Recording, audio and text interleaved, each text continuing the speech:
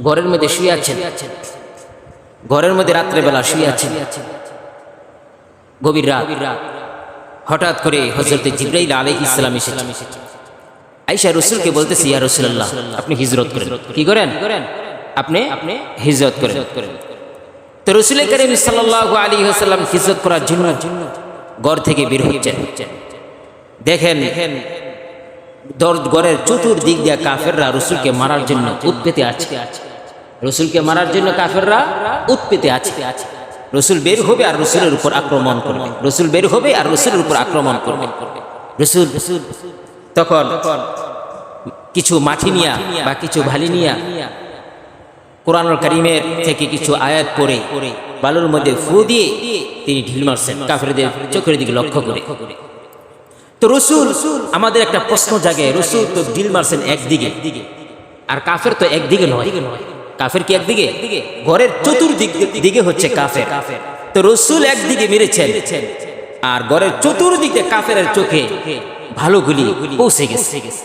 আল্লাহ তাআলা রাসূল করিম সাল্লাল্লাহু আলাইহি ওয়াসাল্লামকে বলেন, হে আমার হাবিব, হে আমার হাবিব, আপনি বালু দিয়া ঢিল মেরেছেন একদিকে, আর আমি আল্লাহ তাআলা পুরা ঘরের চতুর্দিকে কাফেরদের চোখের মধ্যে ছড়ায়া ছিটা দিয়েছে। সুবহানাল্লাহ। ওয়ামা রামাইতা ইয রামাইতা ওয়ালাকিন্নাল্লাহা রামা। আপনি নিক্ষেপ করেন নাই, তবে আপনি নিক্ষেপ করেছেন, কিন্তু আমি আল্লাহ তাআলা পৌঁছে দিয়েছি। সুবহানাল্লাহ বলেন। কারণ রাসূল একদিকে নিক্ষেপ করেছে আর চতুর্দিক দিয়ে কাফেরদের চোখের মধ্যে বালুগুলো পৌঁছে দিয়েছে। আর কাফেররা বালু যাওয়ার পর, চোখের মধ্যে বালু যাওয়ার পর চোখগুলো ডলাডলি শুরু করছে। এই ফাঁকে দিয়া হুজুরে করিম সাল্লাল্লাহু আলাইহি ওয়াসাল্লাম তিনি বের হয়ে গেছেন। বের হয়ে সাথে সাথে হযরতে আবু বকর সিদ্দিক রাদিয়াল্লাহু তাআলা আনহার বাসায় চলে গেছে। বাসায় গিয়ে নক করছে, সাথে সাথে লাব্বাইক সাদাইক ইয়া রাসূলুল্লাহ,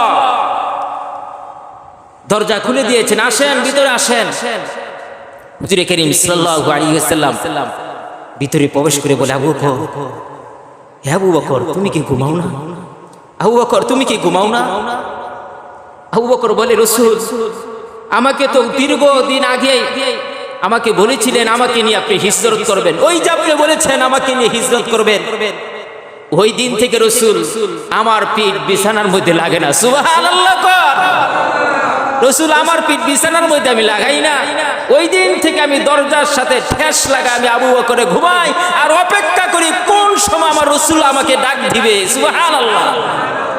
রাসূল আমার দরজার সামনে ডাকাডাকি করবে, আমি বিছানা লাগাই যদি আমার পিঠ লাগায় ঘুমাই, আর রাসূল দাঁড়ায় কষ্ট করবে, এটা কখনো সম্ভব হতে পারে না। আমি আবু বকরের দ্বারা আমি রাসূলকে কষ্ট দিতে পারি না। সুবহানাল্লাহ। রাসূল খুব খুশি হয়ে গেলেন আবু বকরের কথাটা শুনে। রাসূল দোয়া দিলেন, এই আবু বকরকে নিয়ে হিজরত শুরু করলেন। যাইতেছে আর পিছন দিকে কাফেররা দাওয়া করতেছে।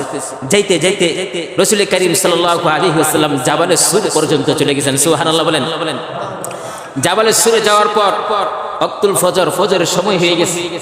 ফজরের সময় হয়ে গেছে।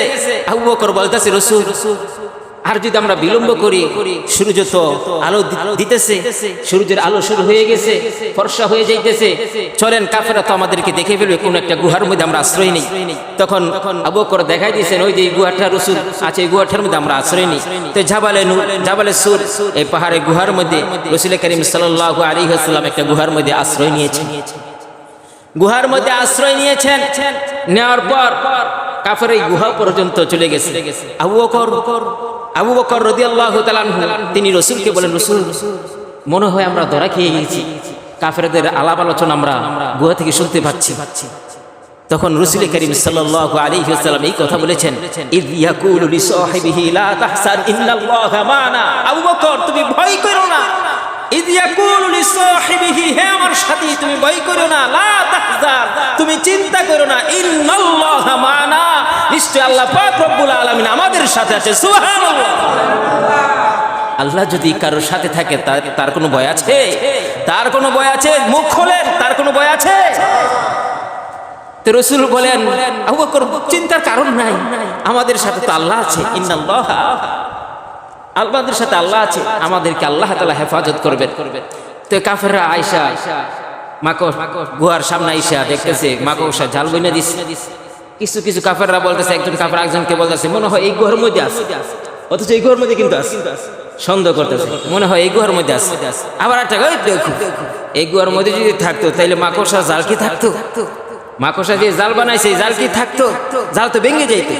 আরেকজনে কয় ঠিকই তো, জাল তো আছে এবং জালের উপর কবুতর তো আছে, কবুতর ডিম পাইরা দিছে, বাচ্চা কাচ্চাও তো আছে, এরও থাকতে পারে না। আর এই কথাগুলো শুনতাছিনি গুহার মধ্যে থাইকা, শুনতাছিনি গুহার মধ্যে থাইকা। তখন এরকম কথাবার্তা বইরা গুহা থেকে চলে গেছে রাসূল।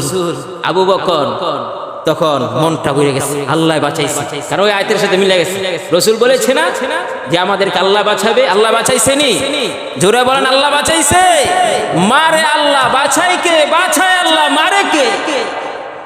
সুবহানাল্লাহ বলেন। আল্লাহ রসুলকে বাঁচায় সারা পৃথিবীর মধ্যে দিনকে ছড়ায়া ছিটাইয়া দিবেন। কেউ কি বাধা দিয়ে রাখতে পারবে? কেউ রাখতে পারবে না।